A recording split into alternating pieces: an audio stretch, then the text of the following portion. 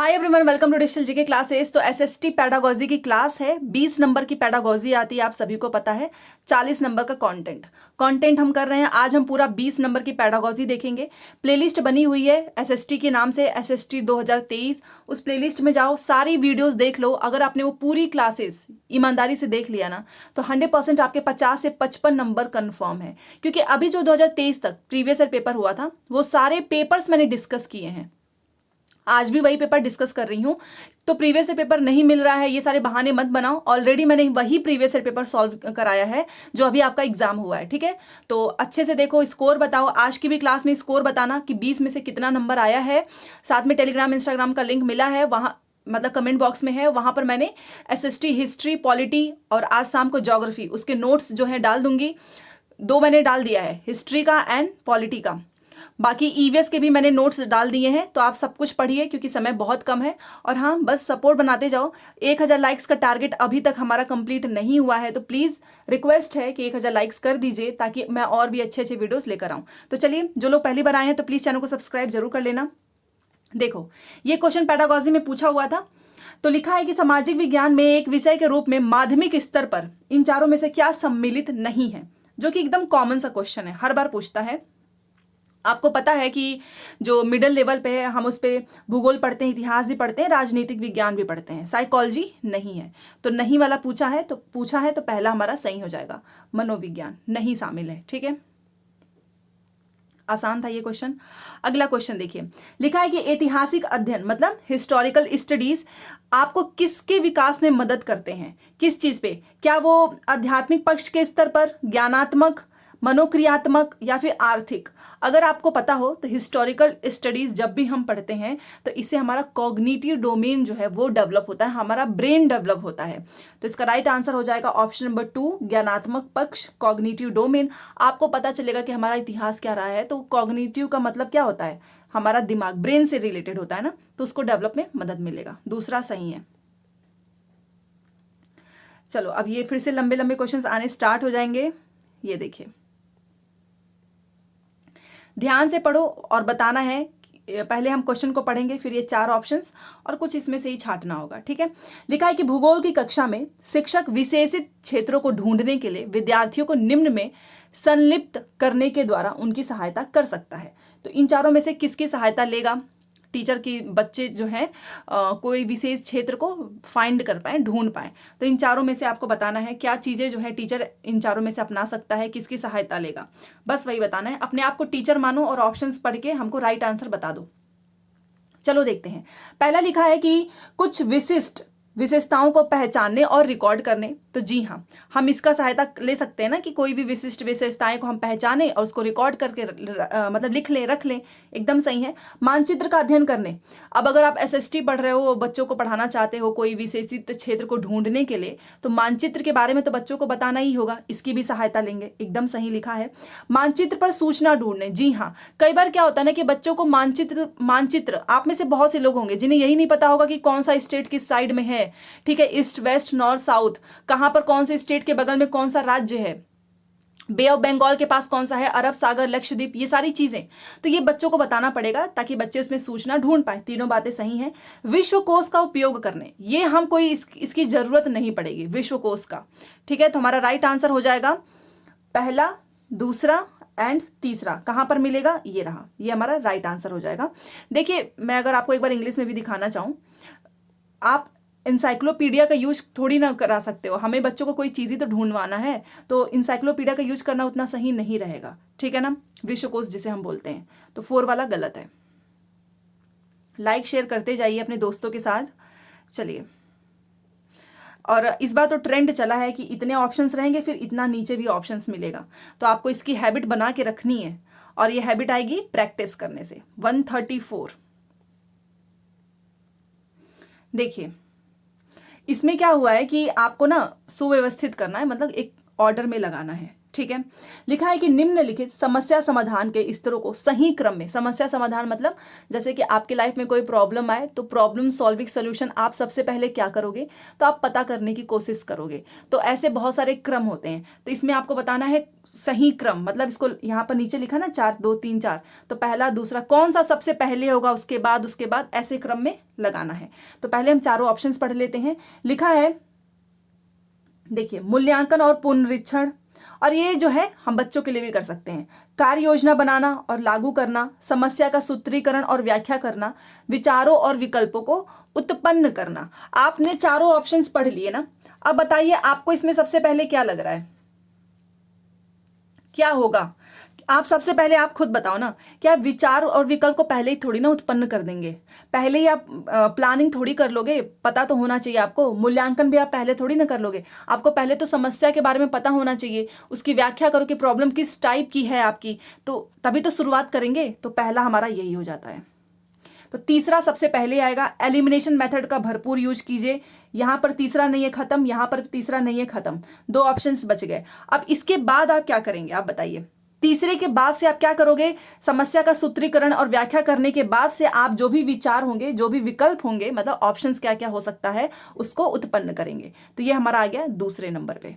तो दूसरे नंबर पे मतलब पहले तीसरा होगा, तीसरे के बाद चौथा होगा। तो ऐसा कोई ऑप्शंस मिल रहा है तीसरा चौथा? जी हाँ, ये रहा। तो पहला हमारा सही हो जाएगा, 1 मिनट में आंसर आ गया।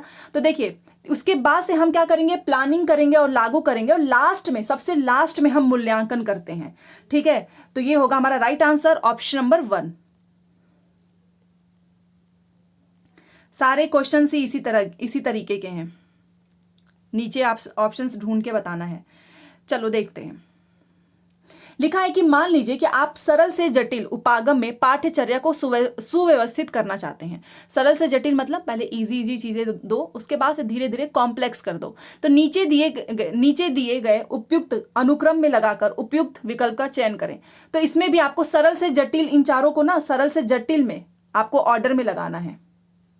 पहले सरल, फिर उससे थोड़ा सा लास्ट में जटिल होना चाहिए। तो चलो देख लेते हैं, एक बार आप इंग्लिश वाला भी देख लीजिए। आपको किस में लगाना है? Simple to complex, approach to organise curricular topics. जो करिकुलर टॉपिक्स होते हैं आपको उसको मतलब ऑर्गेनाइज करना है। Choose the appropriate options, arranging them in appropriate sequence. एक अप्रोप्रिएट सीक्वेंस में हमको लगाना है। तो चलो सीक्वेंस में लगाते हैं। चलिए, तो पहले हम पढ़ लेते हैं। परिवार में रहना, भारत के वन क्षेत्र, पड़ोस में परिवार, बहुत पहले के समुदाय। तो हमको सरल से जटिल उपागम, एक हमारा जो पाठ्यचर्या है, इसको हमको सुव्यवस्थित करना है। तो अनुक्रम में लगाने का सबसे बेस्ट, सरल से जटिल याद रखना। तो सबसे पहले तो परिवार में रहना ही होगा। ठीक है, तो जहां जहां पहला है नहीं है उसको काट देते हैं, यहां भी नहीं है, यहां भी नहीं है, 2 ऑप्शंस बच गए। आप बताइए, परिवार में रहने के बाद से आपको नहीं लगता कि पड़ोस में परिवार आएगा? क्योंकि हम परिवार में रहते हैं और उसके आसपास हमारे पड़ोसी होते हैं। तो पहला और तीसरा होना चाहिए, दोनों में है, यहां पर दोनों में है। पहला तीसरा के बाद से क्या होगा? पहले कलर चेंज कर लेती हूं, दूसरा होगा कि चौथा होगा, यही सबसे बड़ा है। तो भारत के वन क्षेत्र नहीं, पहले बहुत पहले के समुदाय, उसके बाद हमारा वन क्षेत्र होगा। ठीक है, क्योंकि हम पहले परिवार की बात कर रहे हैं, फिर पड़ोस में परिवार, फिर समुदाय की, और लास्ट में भारत के वन क्षेत्र। तो इसका सही जो उपयुक्त विकल्प है वो है ऑप्शन नंबर 4। तो ध्यान से देखो, सबसे पहले परिवार में रहना पहले पे आ जाएगा, ये हमारा पड़ोस में परिवार दूसरे पे होगा, सरल से जटिल, उसके बाद से ये तीसरा हो जाएगा, और ये हमारा चौथा हो जाएगा। इसलिए हमारा 4 ऑप्शन इज राइट। चलिए, अब ये क्वेश्चन देखिए। इस क्वेश्चन में लिखा है कि निम्नलिखित मानचित्रों में से कौन से मानचित्र का आप कक्षा में पृथ्वी की प्राकृतिक विशेषताओं को दर्शाने के लिए उपयोग करेंगे? इतना आसान क्वेश्चन है, बताइए। हमेशा से हम किसका यूज करते हैं? आप खुद सोचो ना, आपकी क्लास में आप जो है, जो अर्थ है हमारी, उसकी प्राकृतिक विशेषताओं को दर्शाने के लिए आप फिजिकल मैप का ही तो यूज करते हैं। आपने क्लास में भी देखा होगा, लगा रहता है। तो भौतिक मानचित्र, physical map, political, thematic and natural नहीं, फिजिकल मैप का हम यूज करते हैं। So option number 1 is right.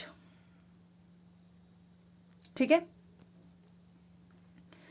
चलिए फिर ऐसे क्वेश्चंस, पेडागोजी भी उतनी भी आसान नहीं है, आप देख सकते हैं कि सारे क्वेश्चंस ही इन्होंने ऐसे रखा है ताकि आपको थोड़ा सोचना पड़े, नहीं तो अगर बस 4-3 ऑप्शंस होता कर देते। अब नीचे भी पढ़ना पड़ेगा इसके लिए ध्यान से, तो इसलिए प्रैक्टिस अच्छे से करो। देखो देखते हैं इसमें, एक सामाजिक विज्ञान की शिक्षिका अपने विद्यार्थियों से उनके अपने क्षेत्र में स्वास्थ्य सुविधाओं की दशा पर जांच करवाना चाहती है। ठीक है, एक टीचर है जो अपने बच्चों से स्कूल के चाहती है कि वो अपने क्षेत्र में देखें, मतलब स्वास्थ्य हेल्थ से रिलेटेड कि क्या कंडीशन है, उस पर जांच कराना चाहती है। तो निम्न में से उनकी पाठ योजना में क्या स्थान पा सकता है? इन तीनों में से उनकी पाठ योजना में क्या स्थान पा सकता है? क्या ये तीनों में से कौन से हो सकते हैं उसकी पाठ योजना में? तो चलो देखते हैं। पहले देखो लिखा है स्थानीय स्वास्थ्य केंद्र में भ्रमण का आयोजन। जी हाँ, ये तो सबसे अच्छा होगा ना कि आसपास के जो हमारे स्वास्थ्य केंद्र हैं उसमें हम बच्चों को लेकर जाएं तो ज्यादा अच्छे से पता चलेगा। एकदम सही लिखा है। सरकार को गरीबों को स्वास्थ्य सेवाएं क्यों उपलब्ध करवानी चाहिए, इस पर चर्चा का आयोजन। जी हाँ, इससे क्या होता है ना कि बच्चे अपनी ओपिनियंस रखेंगे कि आखिर में जो गरीब हैं उनको स्वास्थ्य जो सुविधाएं मिलती हैं वो क्यों उपलब्ध करानी चाहिए, इसका रीजन। ठीक है, ये एकदम सही लिखा है, तो ये हमको रखना चाहिए। मैं अगर एक टीचर हूं तो अपनी पाठ्य योजना में ये दोनों बातें शामिल करूंगी। पूरे विश्व में बच्चों में पाए जाने वाले कुपोषण के आंकड़े दिखाना, ये कोई अच्छी बात नहीं है, क्योंकि हम तो दशक पर जांच करवाना चाहते हैं ना, हम कोई आंकड़े थोड़ी ना दिखाना चाहते हैं, वो भी पूरे विश्व की बात थोड़ी ना हो रही है। हम तो आसपास के जो हमारे क्षेत्र हैं हम उसकी, क्योंकि यहां पर देखो ना क्षेत्र लिखा है और आप यहां पर विश्व की बात कर दिए, तो पहला सही हो जाएगा, क्योंकि केवल ए और बी ही हम अपने पाठ्य योजना में रखेंगे। ठीक है, चलिए और ये क्वेश्चन देखिए, लिखा है कि सामाजिक विज्ञान का एक शिक्षक सामाजिक न्याय और हाशियाकरण, तो जानते ही है ना मार्जिनलाइजेशन, कि कई बार जो है हम जहाँ पे रह रहे हैं वहाँ पे उतनी एजुकेशन की, हेल्थ की बहुत सारी फैसिलिटी नहीं मिल पाती है, तो हम अपना जगह छोड़ के एक होता है ना पलायन कर जाते हैं, तो हाशियाकरण जिसे बोलते हैं। तो ये पूछ रहा है कि एक सामाजिक विज्ञान का एक शिक्षक है जो कि सामाजिक न्याय और हाशियाकरण विषय पर चर्चा करने की योजना बना रहा है। ठीक है, तो निम्न में से कौन से सर्वाधिक उपयुक्त अधिगम प्रतिफल है? इन चारों में से सबसे बेस्ट क्या चीजें होगा जिसपे आप चर्चा करवा सकते हो? सिंपल सा क्वेश्चन है, तो चलो देखते हैं। पहला लिखा है कि विद्यार्थी हास्याकरण की अवधारणा को समझते हैं, ये तो हम रखेंगे ही ना, क्योंकि अगर बच्चों को यही नहीं पता है कि हास्याकरण का कॉन्सेप्ट क्या है तो कैसे चर्चा होगा। तो अगर आप सामाजिक न्याय और हास्याकरण विषय पर चर्चा करने की योजना बना रहे हैं तो ये सबसे सर्वाधिक उपयुक्त अधिगम प्रतिफल है, तो ये एकदम राइट है। उसके बाद से लिखा है कि दैनिक जीवन में न्यायपालिका कैसे कार्य करती है, विद्यार्थी यह समझते हैं।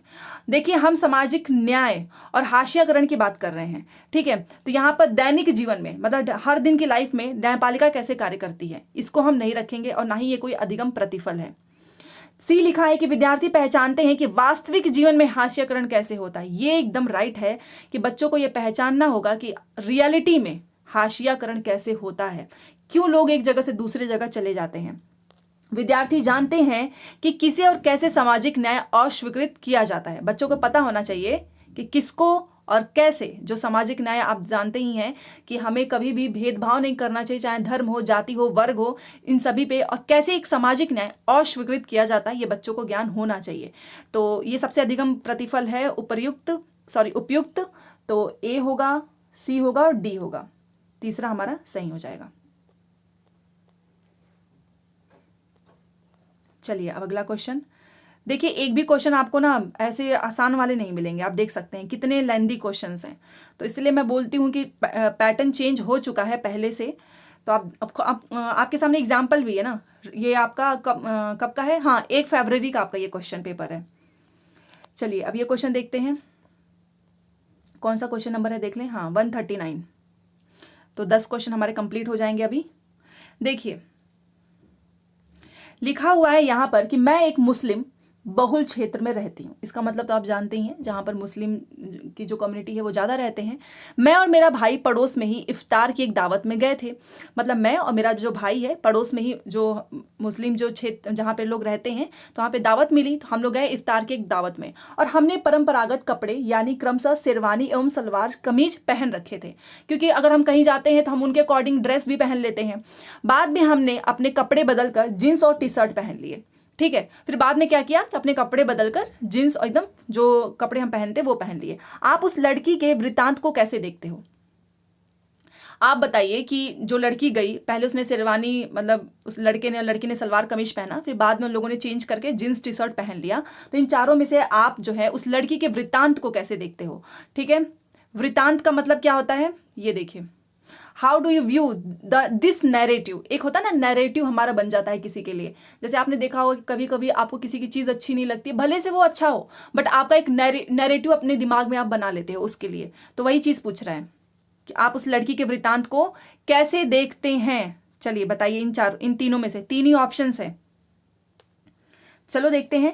पहला लिखा है कि कपड़ों को पहचान के निशान के रूप में भी देखा जा सकता है। हम जो कपड़े पहनते हैं उनको लेकर हम पूर्वाग्रही हो सकते हैं। कपड़ों को आराम के लिए और मौके के अनुसार पहनना चाहिए। तो इसका राइट आंसर आप सभी जानते हैं कि केवल और केवल ए एंड सी होगा। क्यों? देखिए, क्योंकि आप खुद सोचो ना कि कपड़ों को पहचान के निशान के रूप में भी देखा जा सकता है। कि दिवाली होती है तो आप दिवाली में जींस टी शर्ट थोड़ी ना पहनते। आप में से बहुत से लोग हैं जो सलवार कमीज ये सारी चीज़ें पहनते हो, तो एक पहचान के निशान के रूप में हम देख सकते हैं कि एक ट्रेडिशनल है। बाकी कपड़ों को हम आराम के लिए, जिसमें हम ज़्यादा कंफर्टेबल हों, तभी तो उसने बाद में जींस और टी शर्ट पहन लिया और मौके के अनुसार पहन लेते हैं। बट ये चीज़ गलत है कि हम जो कपड़े पहनते हैं उनको लेकर हम पूर्वाग्रही हो सकते हैं, ये गलत है। तो केवल ए एंड सी सही है। Option number 2 will be right. पूर्वाग्रही जिसे नहीं समझ में आ रहा है तो आप देख लीजिए, एक पहले से हमारी जो विचारधाराएं बनी आ रही हैं जिसे हम प्रिजुड्यूस्ड बोलते हैं, ये चीज गलत है। ठीक है, ये गलत है। ए एंड सी सही है। फिर से नीचे देखिए, सारे क्वेश्चन ऐसे ही मिलेंगे। देखो क्या लिखा है कि निम्न में से किन प्रश्नों से छात्रों के आलोचनात्मक विवेचन को प्रोत्साहन मिलता है? उपर्युक्त विकल्प चुनें। ए लिखा है कि हिमालय तथा गंगा नदी व्यवस्था के बनने की प्रक्रिया की व्याख्या करें। आलोचनात्मक का मतलब क्या होता है? जहां पर आप जो है क्रिटिकल थिंकिंग सबसे बेस्ट होता है कि जहां पर बच्चे को सोचना पड़े, ठीक है, दिमाग लगाना पड़े, रटने वाली चीजें नहीं। याद रखना, क्रिटिकल थिंकिंग का मतलब होता है जहां पर आपको अपना जो बुद्धि है, विवेक है, वो लगाना पड़े, सोचना पड़े। ठीक है, तो चलो ये बताइए, क्या आपको ये लग रहा है, ये पहला ये जो हमने पढ़ा कि हिमालय तथा गंगा नदी व्यवस्था के बनने की प्रक्रिया की व्याख्या करें, इसमें कौन सा उसको अपना दिमाग क्रिटिकल थिंकिंग लगाना पड़ेगा? ए तो बिल्कुल भी नहीं होगा। जहां जहां ए है काट देते हैं, एक ही है ही, तो चलो ठीक है, कट गया। उसके बाद से बी लिखा है कि बहुदलीय व्यवस्था के गुण और अवगुण क्या है? ये एकदम सही है। उसके कुछ मेरिट कुछ डीमेरिट होते हैं ना बहुदलीय, ये बताओ। तो बच्चे अपने अनुसार बताएंगे जो उन्हें सही लगता होगा। ये एकदम सही है। झारखंड में इस्पात और स्टील उद्योग स्थापित करने की उचित स्थितियां कौन सी हैं? ये भी इसमें क्रिटिकल थिंकिंग नहीं लग रहा है। आज के गांव और महाजनपद के समय के गांव की व्यवस्था में 3 अंतर बताओ, कि आज के गांव और महाजनपद के समय के गांव में। तो ये भी बात एकदम सही है। इसमें भी क्रिटिकल थिंकिंग को प्रमोशन मिलेगा, प्रमोट होगा। तो हमारा राइट आंसर क्या हो जाएगा? हमारा राइट आंसर हो जाएगा बी तथा डी। ये देखिए, ठीक है, यहां पर क्रिटिकल थिंकिंग लग रहा है, बाकी और किसी में नहीं। चलिए अब एजर्शन रीजन, मैं वही सोच रही थी अभी तक एजर्शन रीजन के क्वेश्चन क्यों नहीं आए, क्योंकि वो तो आएगा ही 100%। चलिए देखिए, एजर्शन रीजन तो आप स्टार्टिंग से पढ़ रहे हैं, आपको पता ही होगा क्या होता है। कथन और कारण को देखना है। पहला लिखा है कि ब्रांडिंग का अर्थ है कि किसी उत्पाद पर किसी विशेष नाम या चिन्ह की मोहर लगाना ताकि एक उत्पाद को बाजार में प्रचलित अन्य उत्पादों से अलग दिखे। जी हाँ, ब्रांडिंग आपसे बेटर कौन जान सकता है। आप जाते होंगे तो आप भी बोलते होंगे कि मुझे इस ब्रांड का कपड़ा लेना है, उसी के नाम से ही तो वो अलग है ना दूसरों से। क्योंकि कुछ ब्रांडिंग के चक्कर में तो लोग इतने पागल हैं कि वो उसके लिए 50 से 10,000 भी खर्च कर सकते हैं, क्योंकि वो अलग दिख रहा है, उसकी ऐसी ब्रांडिंग की गई है। एकदम बात सही लिखा है।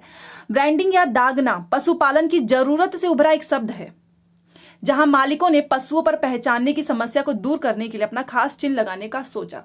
ये बात भी एकदम सही है। दोनों की दोनों चीजें एकदम सही हैं और व्याख्या भी सही करता है। Option number 1 will be right. देखिए, ब्रांडिंग मतलब क्या हो रहा है कि branding came from the cattle grazing where owners thought of marketing their cattle to avoid mix-up. मतलब मिक्सअप को अवॉइड करने के लिए जो ओनर है उसने सोचा कि हम अपने जो कैटल हैं उन्हीं से हम ब्रांडिंग करेंगे। तो ये बात भी एकदम सही है। और बाकी ये तो इसमें किसी को डाउट ही नहीं होना चाहिए। और जिसको हम ब्रांडिंग या फिर दागना बोलते हैं, ये पशुपालन की ही जरूरत से एक उभरा एक शब्द है। अभी बहुत से लोगों को यही नहीं पता है कि ये शब्द कहाँ से आया है। तो ये यहाँ से आया है, जहाँ मालिक पशुओं पर पहचानने की समस्या को दूर करने के लिए, जैसे होता नहीं है गांव में कि इतने सारे गाय हैं तो उन पे लोग थोड़ा सा पहचान बना देते हैं कि ये मेरी है, रेड कलर का सिंबल लगा देते हैं। तो सेम इसी तरह के तरीके से ब्रांडिंग भी होती है, अपना अलग अलग लोगो बना लेते हैं। तो सेम वही बात है, ठीक है। दोनों बातें एकदम सही है, पहला एकदम सही है, दोनों ठीक है। चलो फिर से एजर्शन रीजन देखिए, लिखा है कथन ए और कारण, सामाजिक विज्ञान सामग्रियों के विकास का विकेंद्रीकरण करने की जरूरत है, जहां शिक्षक विद्यार्थियों और समुदाय के सदस्य अपने वास्तविकताओं को प्रस्तुत करें। जी हाँ, एकदम 100% सही लिखा है। कारण लिखा है विकेंद्रीकरण का मतलब डिसेंट्रलाइज्ड, सेंट्रलाइज्ड नहीं हो जाना है, डिसेंट्रलाइज्ड हो। देखिए सेंट्रलाइज्ड का मतलब कि आप बस एक ही तरीके से सोच रहे हैं, और विकेंद्रीकरण जिसे हम डिसेंट्रलाइज्ड बोलते हैं कि हम एक प्रॉब्लम के 1000 सोल्यूशन सोच सकें, तो वही बात बोल रहा है। तो ये तो एकदम बात सही है कि हमको विकेंद्रीकरण करना चाहिए। कारण क्या लिखा है कि विकेंद्रीकरण विभिन्न क्षेत्रों और सामाजिक समूहों से आए विद्यार्थियों को जिन सामाजिक विज्ञान पाठ्यचर्या सामग्रियों के साथ वे काम करते हैं उनके साथ जोड़कर देखने में सबल बनाता है। एकदम बात सही लिखा है विकेंद्रीकरण के बारे में, तो पहला हमारा सही हो जाएगा। चलिए ये क्वेश्चन देखते हैं। देखिए इसमें क्या लिखा है, इसमें लिखा है कि परंपरागत रूप से सामाजिक विज्ञान पाठ्यचर्या जो ट्रेडिशनली जो सोशल साइंस का करिकुलम है, हम उसमें क्या करते हैं, जेंडर संबंधित जो भी मुद्दा होता है हम उसमें स्त्रियों के उदाहरण को शामिल करते हैं, और करना भी चाहिए ताकि एम्पावरमेंट हो सके। एकदम बात सही लिखा है। कारण क्या लिखा है कि किसी भी ऐतिहासिक घटना जो हिस्टोरिकल इवेंट है और समकालीन मुद्दों की चर्चा में स्त्री परिप्रेक्ष्य को एकीकृत मतलब इंटीग्रल करने की आवश्यकता है, तभी तो मजबूत होंगे ना। तो एकदम बात सही लिखा है, दोनों ए और आर दोनों सही हैं। चलिए अब ये देख लेते हैं। इसमें देखिए क्या लिखा है कि इनमें से कौन से द्वितीयक स्रोत का उदाहरण है। विद्वानों की पत्रिकाएं, आत्मकथाएं, डायरी, तस्वीरें। तो आप जानते ही हैं आत्मकथाएं। देखिए द्वितीयक स्रोत और प्राथमिक स्रोत, प्राथमिक स्रोत मतलब जो मेरी खुद की है, जो मैंने खुद लिखा है, आत्मकथा हो चाहे मेरी डायरी, मेरी तस्वीर, वो प्राथमिक है। बट विद्वानों की पत्रिकाएं किसी ने छाप दिया, आप पढ़ रहे हो, ये तो द्वितीयक स्रोत का उदाहरण है ना। तो केवल पहला सही हो जाएगा, बाकी ये तीनों प्राथमिक हैं, और विद्वानों की पत्रिकाएं ये हमारे द्वितीयक हैं, सेकेंडरी हैं। ठीक है, तो यह आसान था, पहला सही हो जाएगा। और एक कई बार पूछा हुआ है, केवल ए इसमें होगा। चलिए अब ये क्वेश्चन देख लेते हैं। देखिए इसमें क्या लिखा है, माध्यमिक जो मिडिल स्तर है उस पर स्वतंत्रता संग्राम के ऊपर एक परियोजना करने के लिए मतलब प्रोजेक्ट करने के लिए निम्न में से कौन सा न्यूनतम रूप से अनिवार्य हो सकता है। अब ये न्यूनतम और अधिकतम क्वेश्चन पूछेगा, सबसे कम इंपॉर्टेंस किसकी है, न्यूनतम रूप से कौन अनिवार्य हो सकता है ये बताना है। पहला लिखा है चित्र, स्वतंत्रता सेनानियों के महत्वपूर्ण उद्धरण, वो स्रोत जिनसे सूचना इकट्ठी की गई, प्रश्नावली पर आधारित आंकड़ों का संग्रह। आप क्या कर रहे हो, आपको प्रोजेक्ट करवाना है, तो प्रोजेक्ट में तो हमको चित्र चाहिए भैया, ये इंपॉर्टेंस है। महत्वपूर्ण क्या क्या उद्धरण है, वो भी कहाँ से जो है, जो वो स्रोत भी जहाँ से सूचना इकट्ठा की गई हो। बट ये प्रश्नावली पर आधारित मतलब क्वेश्चन आंसर पर आधारित आंकड़ों का संग्रह, ये अनिवार्य तो है बट बहुत ही न्यूनतम है। ठीक है, ये न्यूनतम रूप से अनिवार्य है, तो चौथा ही सही होगा। चलिए अब ये क्वेश्चन देख लेते हैं। 146 आरटी एक्ट 2009 के अनुसार निम्न में से कौन सी संस्थाओं से मूल्यांकन प्रक्रमों को विकसित करने की अपेक्षा है। तो ये तो फैक्चुअल क्वेश्चन पूछा हुआ है, बताइए क्या होगा। केंद्र सरकार, राज्य सरकार, स्थानीय सरकार। तो आपको पता होना चाहिए केवल और केवल दो ही हैं, एक हमारा केंद्र सरकार है, दूसरा हमारा राज्य सरकार। ठीक है, ये तो आप सब जानते हैं, स्थानीय सरकार नहीं। तो क्या हो जाएगा, पहला। ए और बी दोनों सही हैं।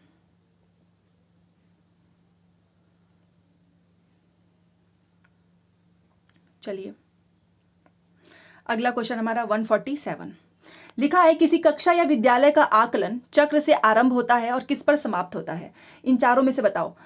मैं आपको एक चीज बस बताना चाहूंगी इस क्वेश्चंस के माध्यम से कि याद रखना, जब भी हम किसी भी कक्षा या फिर हमारा जो विद्यालय है उसका हम जो एक असेसमेंट करते हैं ना, एक जो असेसमेंट हमारा जो साइकिल होता है वो आरंभ कहाँ से होता है, तो वो हमेशा जो है एक नियोजन से स्टार्ट होता है। कहाँ से? नियोजन से। तो नियोजन आकलन से स्टार्ट होगा और खत्म किस पे होता है, तो लास्ट में आप बताइए ना, लास्ट में आपके इस हाथ में एक रिजल्ट होता है, उस पर आपका ग्रेड लिखा होता है, वो क्या होता है? वो सम्मेटिव असेसमेंट होता है, योगात्मक। आपके सारे नंबर जोड़ के आपको बता दिया जाएगा कि आप पास हैं, फेल हैं, कितना नंबर है, बट हमेशा एक प्लेसमेंट से स्टार्ट होता है। तो इसका राइट आंसर हो जाएगा ऑप्शन नंबर 2।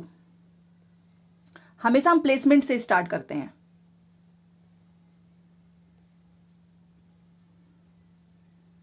चलिए ये क्वेश्चन यहां पर देखिए, यहां पर लिखा है कि विद्यालयों के कार्यों के सदस्य संग्रहण को क्या माना जा सकता है? क्या मान सकते हो? उसको बोलते हैं पोर्टफोलियो। मैंने हमेशा से बताया है। देखिए मैं आपको बताना चाहूंगी पोर्टफोलियो आखिर में क्या होता है। एक वीडियो ला दूंगी जिसमें सारे इंपॉर्टेंस मिल जाएंगे आपको। Fact, a purposeful collection of students work can be considered as portfolio. हर एक बच्चे का पोर्टफोलियो होता है, उसका नाम, उसका पूरा फुल डिटेल उसके बारे में होता है, पूरा कलेक्शन ही होगा उस बच्चे के बारे में कि बच्चा के मम्मी पापा, उसका बैकग्राउंड, हर एक चीज लिखी होती है। तो हम उसको क्या बोलते हैं? पोर्टफोलियो बोलते हैं। Report card, an assessment, rubric, ये नहीं होता है। ठीक है, तो समझ गए होंगे दूसरा सही है। चलिए फिर से ऐसे लंबे चौड़े क्वेश्चन आ गए। देखिए इस क्वेश्चन को, और हमारा ये 19 क्वेश्चन है। सामाजिक विज्ञान की एक शिक्षिका यह मूल्यांकित करना चाहती है कि क्या विद्यार्थियों ने जनसंख्या पिरामिड के संप्रत्यय को समझ लिया है या नहीं। तो निम्न में से क्या सहायक हो सकता है? मतलब मैं मूल्यांकन करना चाहती हूँ कि मेरे जो स्टूडेंट हैं वो समझ पाए हैं जनसंख्या पिरामिड के कॉन्सेप्ट को या नहीं। तो इसमें से मैं क्या चीजें हेल्प लूंगी जिससे मुझे सहायता मिलेगी। तो चलो देख लेते हैं। पहला लिखा है कि वे जनसंख्या पिरामिड को पढ़ सकते हैं और उसकी व्याख्या कर सकते हैं। जी हाँ, एकदम बात सही है कि अगर बच्चा जनसंख्या पिरामिड को पढ़ ले रहा है, उसकी व्याख्या कर पा रहा है, इसका मतलब वो समझा है, कॉन्सेप्ट समझ लिया है। दिए गए आंकड़ों के आधार पर जनसंख्या पिरामिड बना सकते हैं। अगर बच्चा, मैंने आंकड़े दिए, वो बना ले रहा है, इट मीन्स कि वो समझ गया है। दोनों बातें सही है। जनसंख्या पिरामिड की सहायता से वे रोजगार में लगे लोगों के बारे में अनुमान लगा सकते हैं। जी नहीं, ये बिल्कुल भी नहीं रखूंगी। मुझे ये थोड़ी देखना है कि कितने लोग रोजगार हो गए हैं इस पिरामिड की सहायता से। मैं तो बच्चों को कॉन्सेप्ट सिखाना चाहती हूँ ना। तो सी को छोड़ के ए और बी पहला सही हो जाएगा। जो क्वेश्चन टफ लगे स्क्रीनशॉट ले लेना, ठीक है। ये हमारा लास्ट क्वेश्चन है 20। और सभी लोग लाइक शेयर प्लीज करके जाना, और हर दिन क्लासेस मिलती रहेंगी, ठीक है। देखिए निम्न में से कौन सा प्रश्न अधिगमकर्ताओं के विश्लेषण, मतलब एक होता है विश्लेषण, एक होता है संश्लेषण, एनालिसिस, जो कि आप डेली अपनी पढ़ाई करते हैं कि आपने कितना पढ़ा है, आपको कितना आ रहा है। तो मैं चाहती हूँ कि जो लर्नर्स हैं उसके अंदर विश्लेषण करने के कौशल आए, और मैं इसको आंकूं। कैसे आंकते हैं? तो निम्न में से, चारों में से कौन सा प्रश्न अधिगमकर्ताओं के विश्लेषण करने के कौशल को आंकेगा कि बच्चा एनालिसिस कर पा रहा है या नहीं। ठीक है, तो चलो देखते हैं। पहला लिखा है, अगर हिमालय की सभी हिम नदी पिघल जाए तो भारत में मानव जीवन पर इसके क्या प्रभाव होंगे। तो इससे मैं ये क्वेश्चन पूछ के मैं बच्चों की थिंकिंग जान सकती हूँ। एकदम सही लिखा हुआ है। हम उपभोक्ता न्यायालय में कैसे केस दाखिल करेंगे, ये यहाँ पर कोई एनालिसिस नहीं है। ये तो कोई बता देगा कि देखो ये प्रोसीजर है, ऐसे दाखिल कर दो, तो ये बिल्कुल भी नहीं है, बी गलत है। वित्त आयोग क्या है? राज्य वित्त आयोग के मुख्य कामों का वर्णन कीजिए, ये भी नहीं होगा। भारत में राष्ट्रीय एकीकरण क्यों आवश्यक है? क्यों वाले जो क्वेश्चन होते हैं ना, वो एनालिसिस के लिए इंपॉर्टेंट होते हैं, क्योंकि यहाँ पे बच्चा रीजन देगा, तर्क देगा। तो ए सही है और डी सही है। Option number 4 will be right. ठीक है, तो देखा आपने, हमने 20 क्वेश्चंस डिस्कस कर लिए, पूरे जितने भी पूछे जाते हैं एसएसटी के, और हर दिन क्लासेस होंगी। बस अपना सपोर्ट बनाए रखें। मिलते हैं नेक्स्ट क्लास में। Thanks for watching.